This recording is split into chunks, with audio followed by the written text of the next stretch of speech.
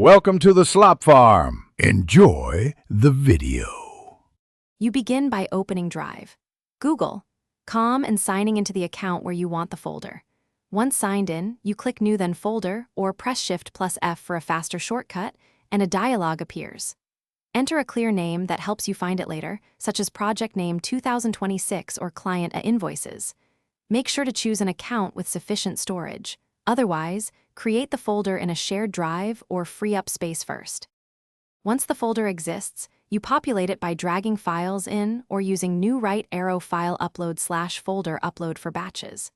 Next, you set permissions by right-clicking the folder and choosing Share. This controls who can view, comment, or edit. Use the link settings to switch between restricted and anyone with link, and add individual emails to grant specific roles. If you need temporary access, set an expiration on editors. This keeps to finish, tidy the folder, add subfolders, apply a color, and standardize file names so you can search quickly.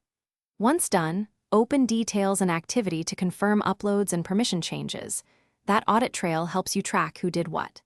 If someone reports access issues, make sure they signed into the intended Google account, verify the folder's link type, restricted versus anyone with link, and confirm you haven't hit storage quota. Correcting any of these usually resolves the problem. Thanks for watching. Consider subscribing if we helped you today.